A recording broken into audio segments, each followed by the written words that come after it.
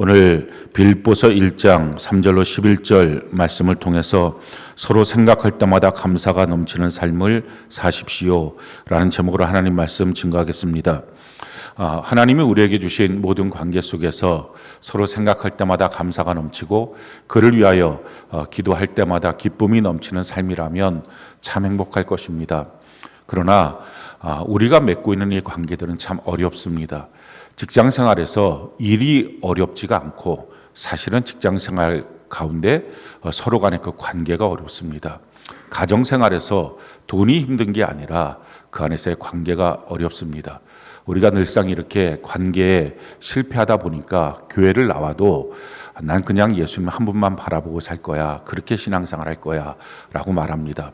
만약에 이 말이 맞다면 예수님은 교회를 세우지 않으셨을 것입니다.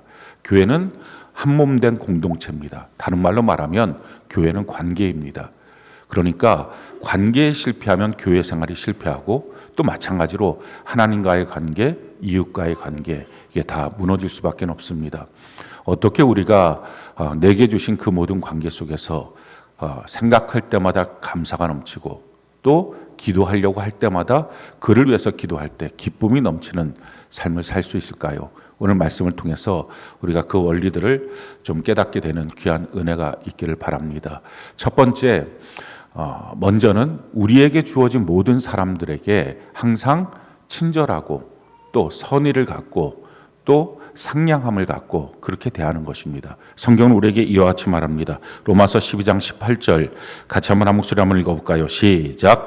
할 수 있거든 너희로서는 모든 사람과 더불어 화목하라. 내게 주신 모든 사람과 더불어 화목한 것입니다.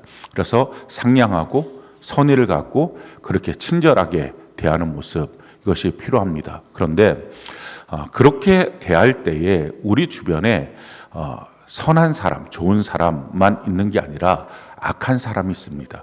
우리의 선의에 대해서 악으로 그렇게 하기도 하고 또 친절함을 이용하기도 하고 그와 같은 모습들을 보게 됩니다. 그런 사람들이 있을 때 어떻게 할 것이냐 하는 거죠. 하나님이 그런 사람을 허용하신 이유는 우리로 하여금 훈련시키기 위함입니다. 어떤 훈련입니까? 성경은 이와 같이 말합니다. 로마서 12장 17절 같이 한번 한 목소리 읽어볼까요? 시작. 아무에게도 악을 악으로 갚지 말고 모든 사람 앞에서 선한 일을 도모하라. 악으로 대하면 그것을 우리의 마음은 악으로 갚고 싶습니다. 안 갚음하고 싶죠. 그런데 악을 악으로 갚지 말라. 그의 악을 본받지 말고 너는 그리스도를 본받는 자가 되어야 한다라는 것입니다. 그래서 그렇게 하지 않도록 하는 훈련을 위해서 우리 주변에 내가 선의로 대할 때, 내가 친절함으로 상냥함으로 대할 때 그것을 이용하고 악함 가운데 그렇게 우리에게 도전하는 사람들이 있습니다. 악을 악으로 갚지 말라라는 것입니다. 자, 그렇다면 그 사람을 어떻게 해야 될까요? 성경은 우리에게 이렇게 말하고 있습니다. 로마서 12장 19절로 21절 우리 같이 한번 한 목소리 읽어볼까요? 시작. 내 사랑하는 자들아 너희가 친히 원수를 갚지 말고 하나님의 진노하심에 맡기라. 기록되었으되 원수 갚는 것이 내게 있으니 내가 갚으리라고 주께서 말씀하시니라. 내 원수가 줄이거든 먹이고 목마르거든 마시게 하라. 그리함으로 내가 숯불을 그 머리에 쌓아 놓으리라. 악에게 지지 말고 선으로 악을 이기라. 너가 원수를 갚으려고 하지 말고 하나님께 맡기라. 하나님이 원수를 갚아줄 것이다. 너는 악에 대해서 지지 말고 선으로 악을 이겨야 된다 하는 것입니다. 그리고 그것이 반복되면 그를 떠나는 것입니다. 멀리하는 것입니다. 그냥 계속 그 옆에 있으면서 그 상처와 아픔을 계속 받는 것, 그것은 미련한 것입니다. 두 번째, 우리가 관계를 맺을 때 결코 사귀어서는 안 될 대상들을 성경은 지목하고 있습니다. 아이를 좀 데리고 뒤로 가시면 좋겠어요. 성경에 보면 우리가 사귀어서 안 되는 존재들 네 종류를 잠언서에서 말합니다. 첫 번째 존재는 잠언 20장 19절 같이 한번 한 목소리 한번 읽어볼까요? 시작. 두루 다니며 한담하는 자는 남의 비밀을 누설하나니 입술을 벌린 자를 사귀지 말지어다. 그러니까 말이 많은 사람, 그런 사람 사귀지 말라라는 것입니다. 말이 많으면 구설수에 오르게 됩니다. 두 번째, 우리가 사귀어서는 안 될 사람, 그것은 잠언 23장 20절로 21절 같이 한번 한 목소리 한번 읽어볼까요? 시작. 술을 즐겨하는 자들과 고기를 탐하는 자들과도 더불어 사귀지 말라. 술 취하고 음식을 탐하는 자는 가난하여질 것이요 잠자기를 즐겨하는 자는 헤어진 옷을 입을 것입니다. 술 좋아하는 사람, 술 자꾸 마시는 사람, 이런 사람이랑 사귀지 말라. 그러면 반드시 그도 가난해지지만 너도 가난해진다. 다른 말로 말하면 하나님이 주시는 물질의 복은 절대 없다라는 것입니다. 술과 성령은 상극이고 술과 물질의 복도 상극입니다. 하나님의 복은 없습니다. 그래서 그것을 하지 않는 것, 이것이 매우 중요합니다. 세 번째, 성경이 금지하고 있는 사귐의 대상, 사귀면 안 된다 하는 것, 잠언 22장 24절로 25절 같이 한번 한 목소리 한번 읽어볼까요? 시작. 노를 품는 자와 사귀지 말며 울분한 자와 동행하지 말지니 그의 행위를 본받아 내 영혼을 올무에 빠뜨릴까 두려움이니라. 울분이 있는 사람, 분노가 있는 사람, 그러니까 항상 분노가 장착되어 있고 미움이 장착되어 있는 사람, 그런 사람이랑 동행하지 말라, 사귀지 말라. 왜냐하면 그렇게 되면 너의 영혼이 망한다 라고 하는 것입니다. 네 번째, 사귀지 말라라고 성경이 지목한 사람은 잠언 24장 21절 같이 한번 한 목소리 읽어볼까요? 시작. 내 아들아 여호와와 왕을 경외하고 반역자와 더불어 사귀지 말라.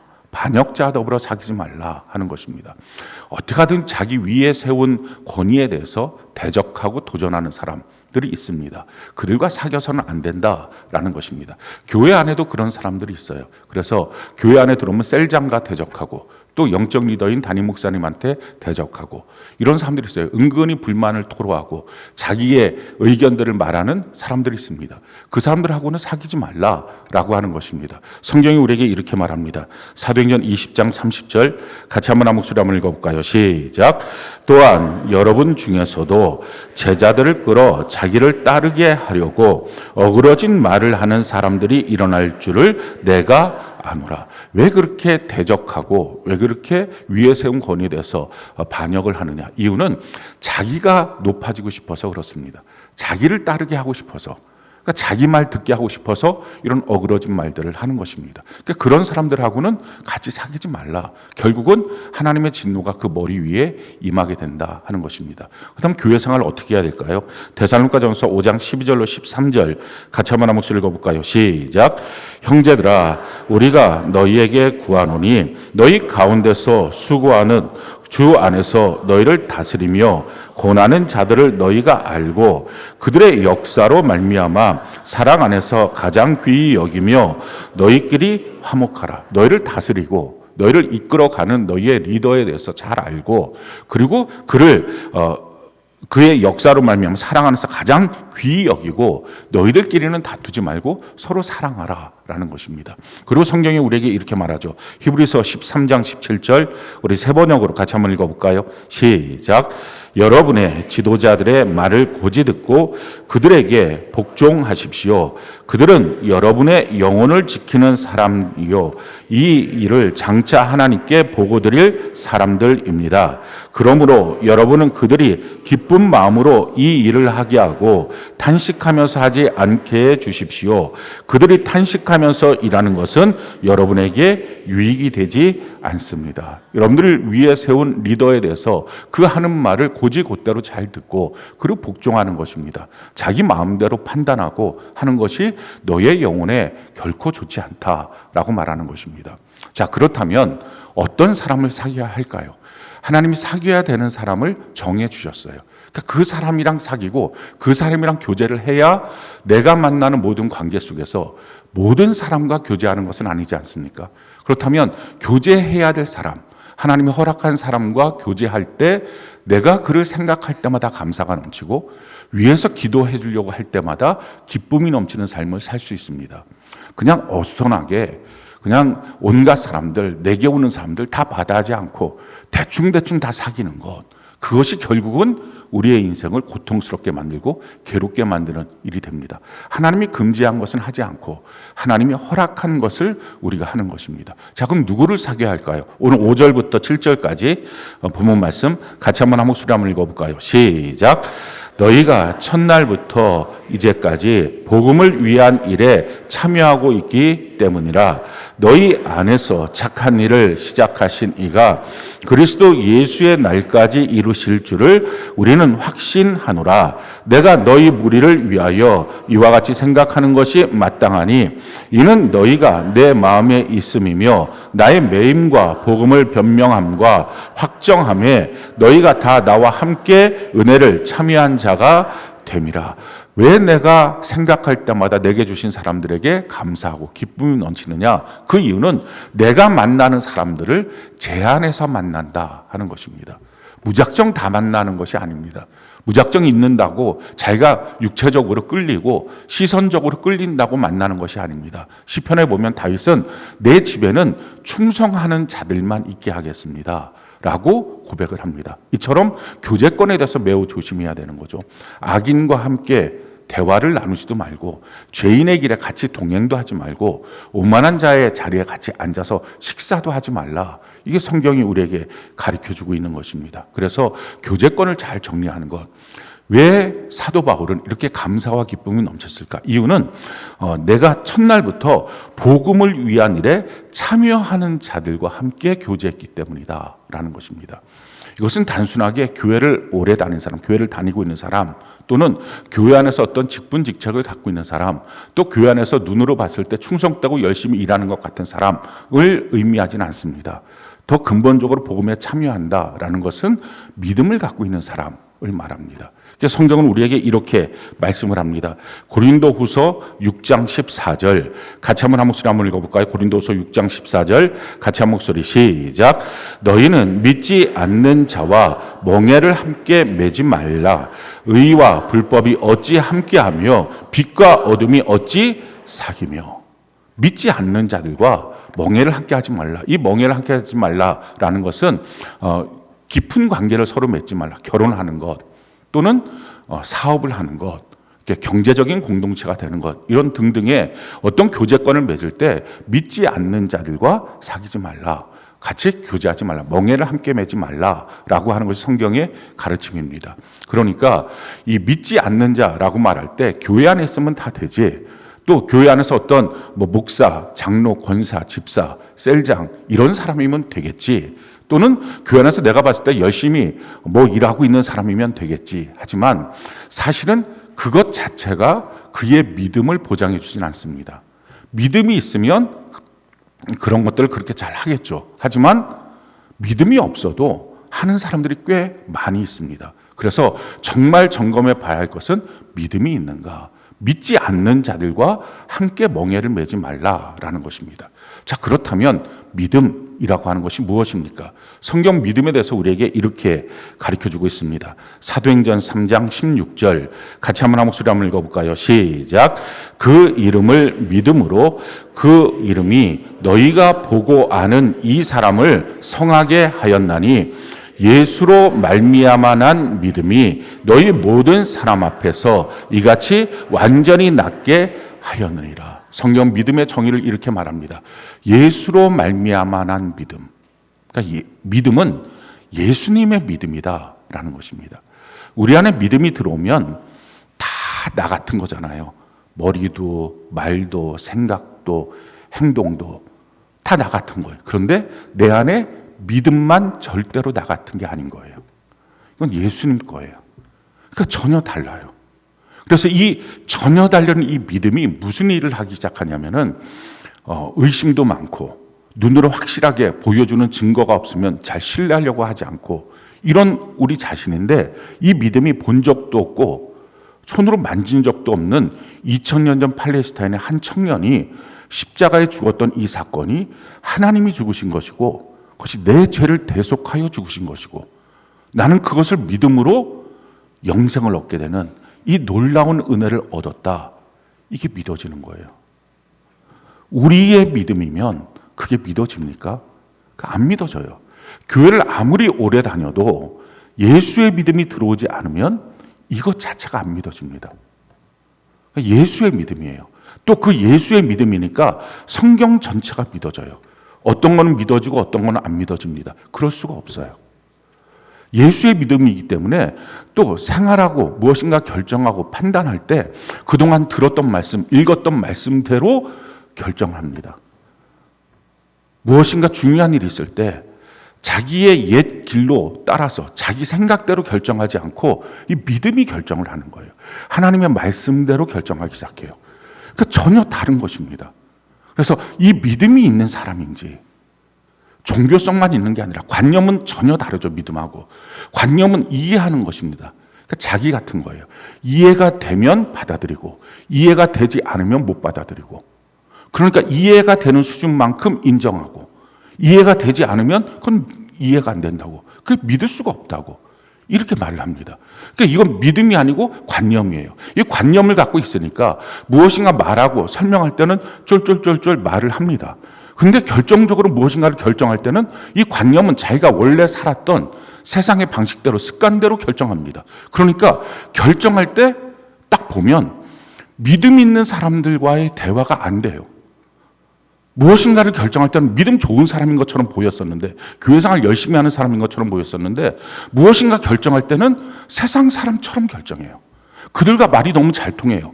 믿음이 병든 사람들과 말이 너무 잘 통해요. 이건 관념이에요. 또는 어떤 사람들은 믿음이 있긴 있어요. 근데 믿음이 있는데 그 믿음을 사용해서 결정하는 게 아니라 자기의 자아대로 결정을 해요. 이게 반복되면 믿음은 병들고 죽고 맙니다. 그러니까 지금 우리가 믿음이 있는가? 그리고 그 사람이 믿음으로 사는 사람인가? 이 복음 안에 참여하고 있는 사람인가? 이것을 우리가 보는 것입니다. 그래서 성경이 뭐라고 말합니까?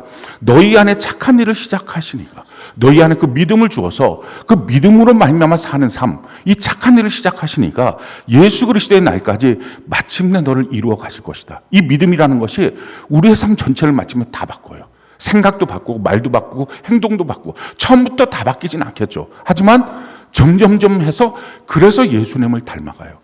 예수의 믿음이 들어와서 예수님을 닮은 말, 생각, 행동, 삶이 이루어지는 것입니다. 이게 믿음의 역사예요. 우리에게 이 믿음을 하나님이 선물로 주신 거예요. 에베소 2장 8절의 말씀처럼. 이것은 우리에게서 난 게 아닙니다. 행위로서 얻어진 게 아닌 거예요. 하나님이 우리에게 주시는 놀라운 선물입니다. 교회 나오는 이유, 이 믿음의 선물을 받는 것, 이게 바로 목적이고, 이 믿음의 선물을 갖고서 마침내 내 삶 전체가 바뀌어지고 믿음으로 삶이 다 결정되고 바뀌어지고, 자꾸 무엇인가 할 때마다 믿음을 사용하고 자기의 생각대로 사용하는 게 아니라, 옛날처럼 쓰는 게 아니라, 자기가 옛날은 이런 식으로 판단했으면 이런 식으로 판단하는 게 아니라 믿음을 사용하는 사람으로 바뀌어져 가는 것. 그래서 어떻게 합니까? 7절에 보니까 내가 너희 무리를 위하여 이와 같이 생각하는 것이 마땅하니 이는 너희가 내 마음에 있음이며 나의 매임과 복음을 변명함과 확정함에 너희가 다 나와 함께함이라. 하나님 세운 영적 리더와 셀 리더들과 동행하는 믿음의 삶을 살게 됩니다. 너는 너, 나는 나. 너도 뭐 그렇지 뭐. 나는 내 인생 살 거야. 내 이익을 위해서 살 거야. 그렇게 안 되는 거예요. 이게 믿음이 작동하는 삶. 그래서 누구랑 교제해야 돼요? 믿음 있는 사람. 믿음 있는 사람은 어떤 사람이에요? 성경은 이렇게 우리에게 말하는 거죠. 빌립보서 3장 12절로 14절 같이 한번 목소리 한번 읽어볼까요? 시작. 내가 이미 얻었다 함도 아니요 온전히 이루었다 함도 아니라 오직 내가 그리스도 예수께 잡힌 바 된 것을 잡으려고 달려가노라.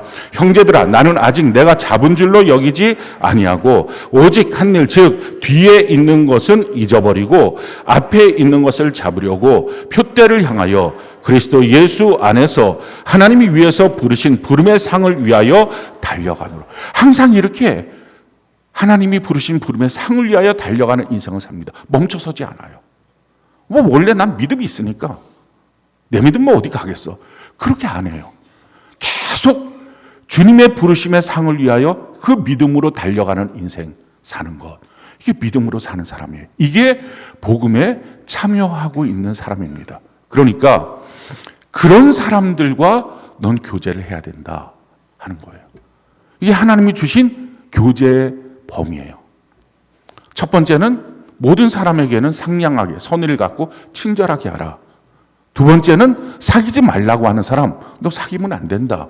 술 좋아하는 사람, 술 먹기 원하는 사람, 또는 자꾸 말이 너무 많은 사람, 그런 사람하고 사귀지 말라. 또 반역자들과 사귀지 말라.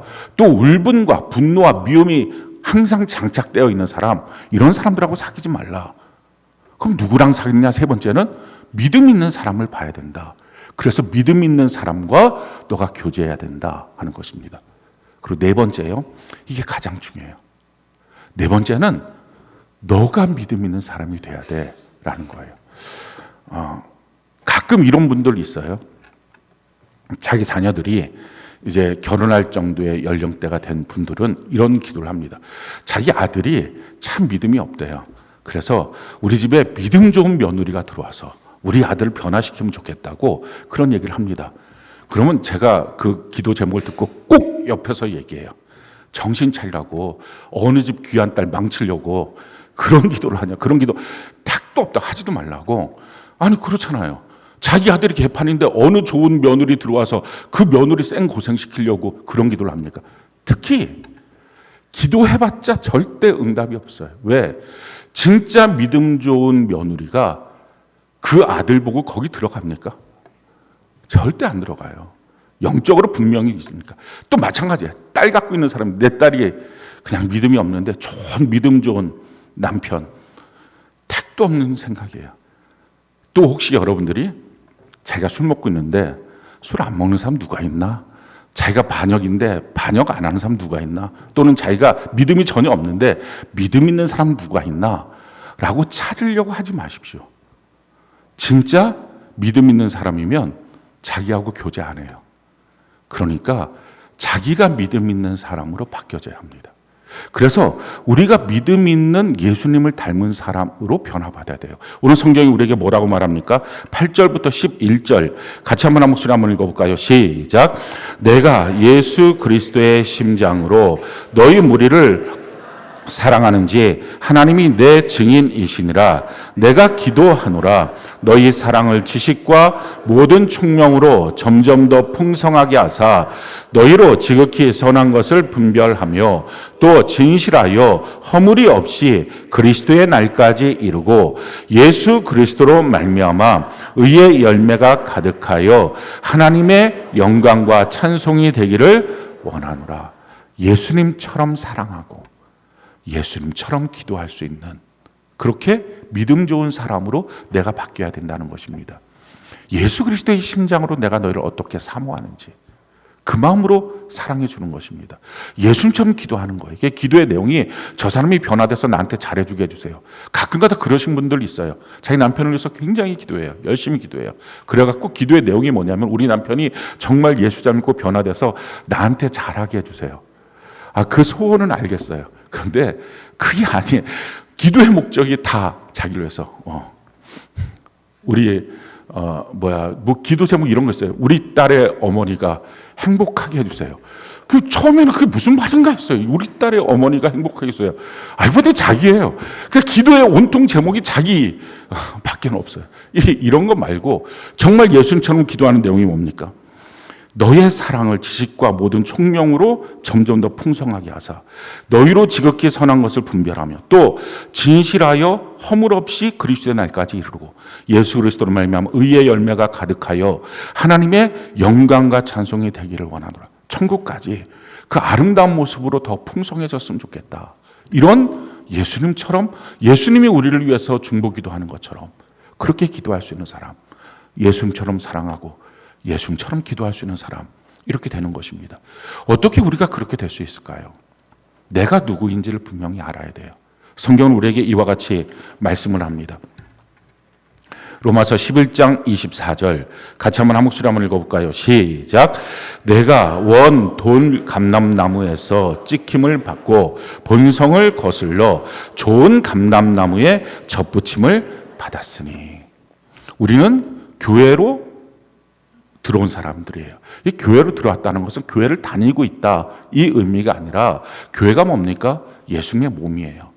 그러니까 예수님의 몸인 교회에 원래 우리는 세상에 속한 사람이었어요. 어떻게 정확하게 말하면 마귀에게 속한 사람이에요. 근데 거기서부터 찍힘을 받고 거기서 끄집어내서 주님의 몸인 교회에 이식된 존재. 이게 저와 여러분들이에요. 그러니까 사실은 옛날 나와 전혀 다른 거예요. 교회 생활은 전혀 다른 거예요. 그러니까 옛날처럼 하면 안 돼요. 그러면 부작용이 돼요.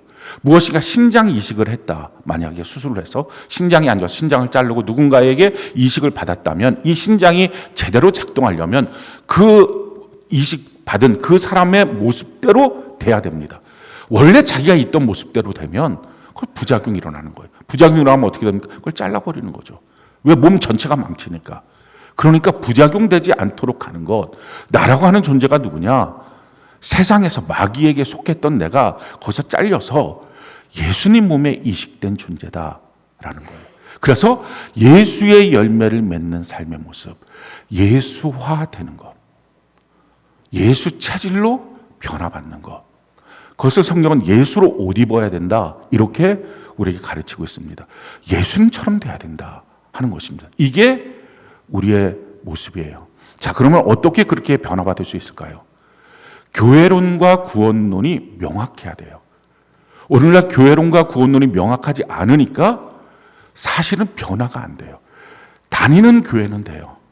교회를 왔다 갔다 다니긴 해요. 근데 교회가 되지는 못해요. 교회를 다니지만 예수님으로 변화받지는 못해요. 우리가 예수화가 돼야 됩니다. 성경 구원에 대해서 우리에게 이렇게 말하고 있어요. 로마서 6장 22절 같이 한번 목소리 한번 읽어볼까요? 시작. 그러나 이제는 너희가 죄로부터 해방되고 하나님께 종이 되어 거룩함에 이르는 열매를 맺었으니 그 마지막은 영생이라. 구원론이 잘못된 사람들은 이렇게 말해요. 난 이미 구원을 받았다 라고 말해요.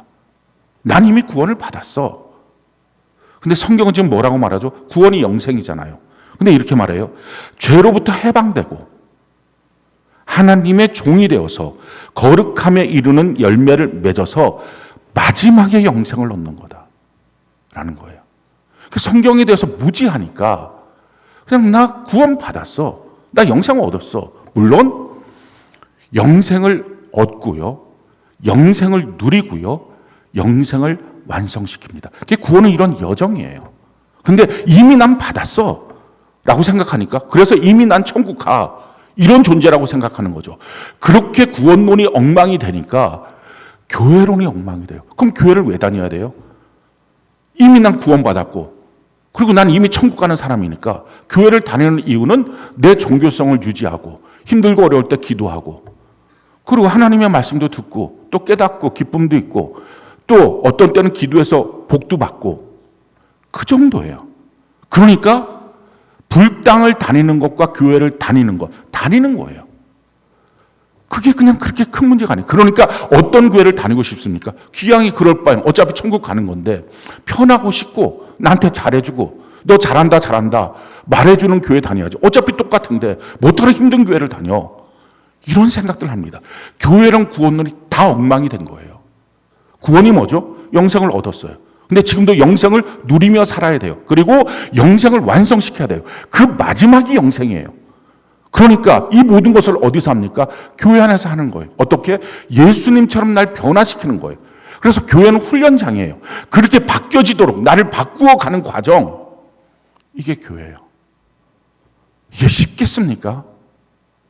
얼마나 고질병이 많은데, 얼마나 악한 마음이 많은데, 얼마나 악한 죄된 본성들이 많은데 이걸 다 바꿔가는 그 과정.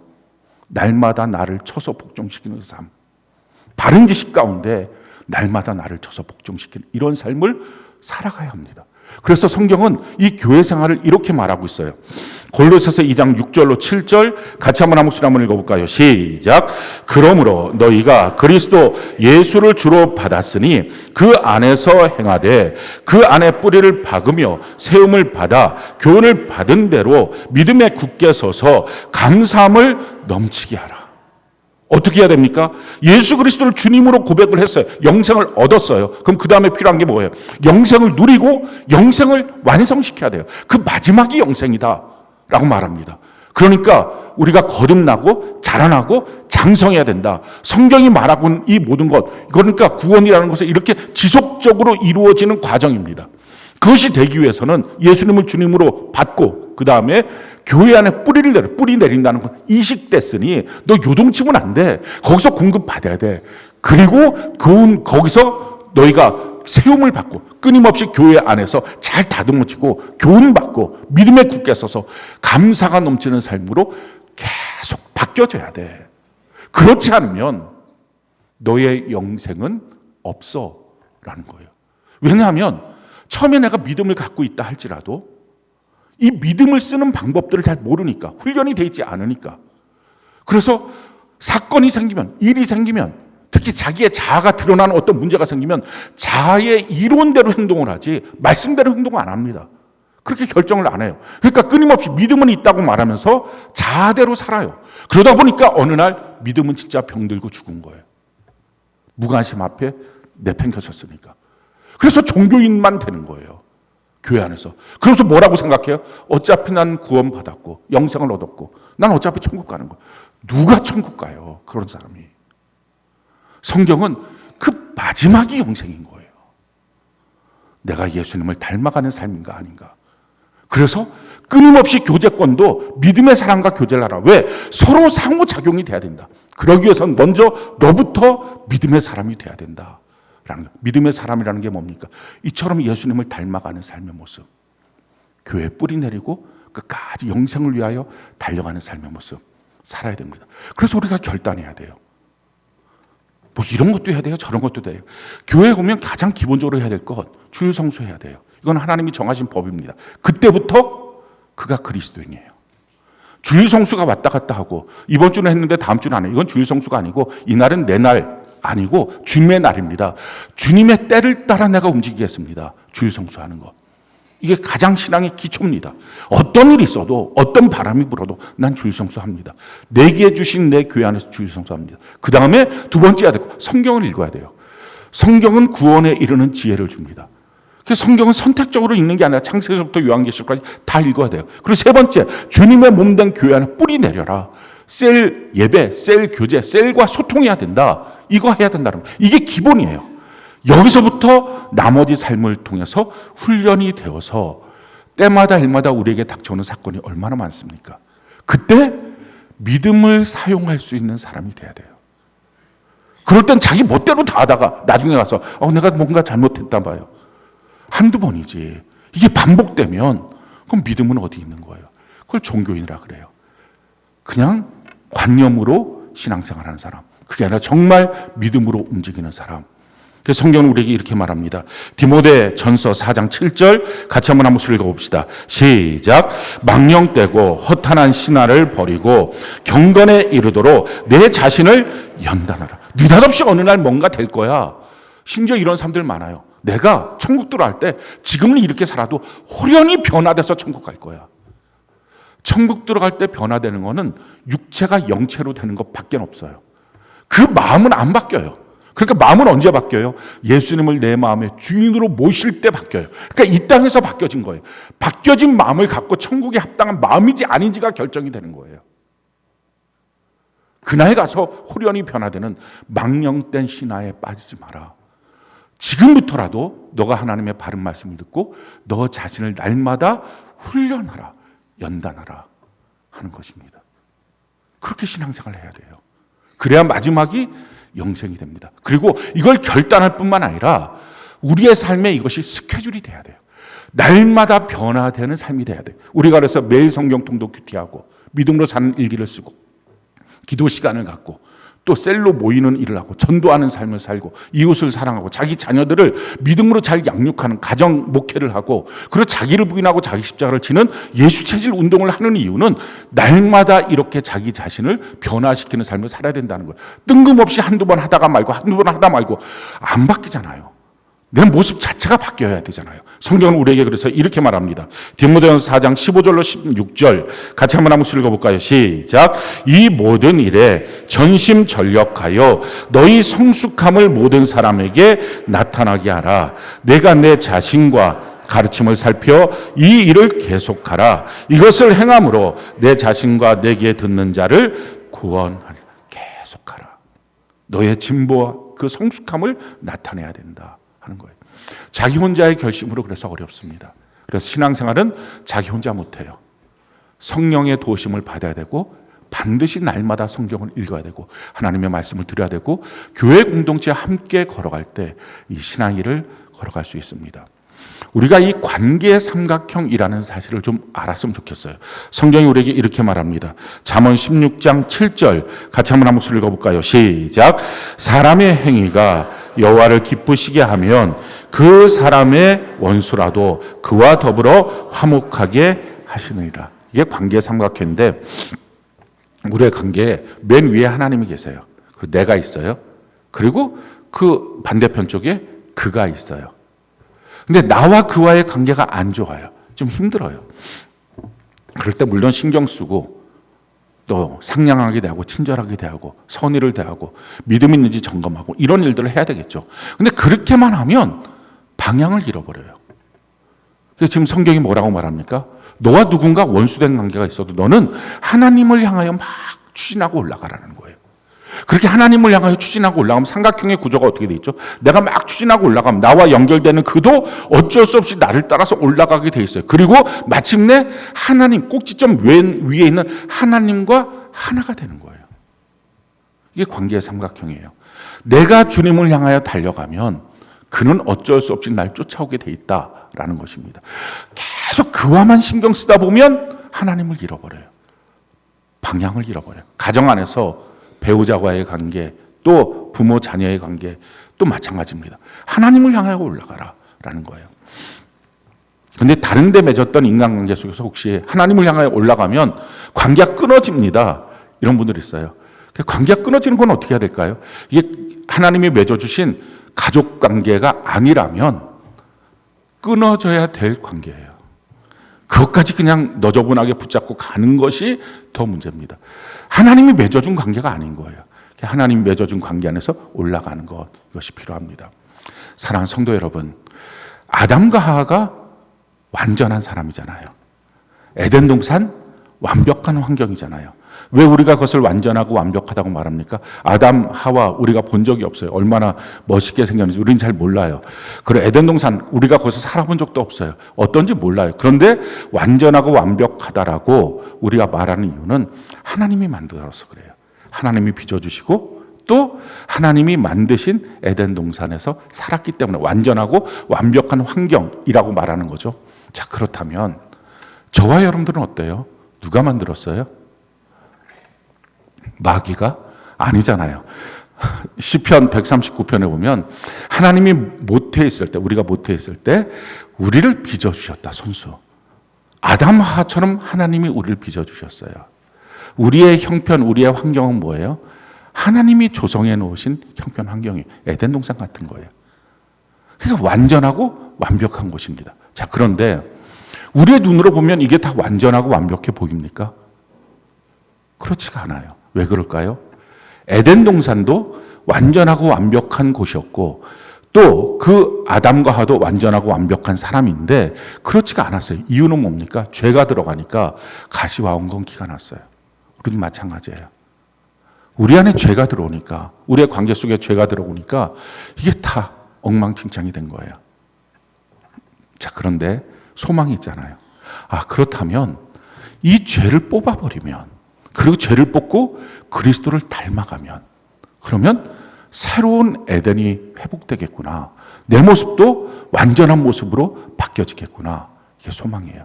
이렇게 회복되는 것, 이 전 과정, 이것을 구원이라고 말해요. 구원은 10원에서 1원 모자른 게 아니라 이게 구원이에요. 소테리아, 영혼육을 완전히 바꿔주시는 것.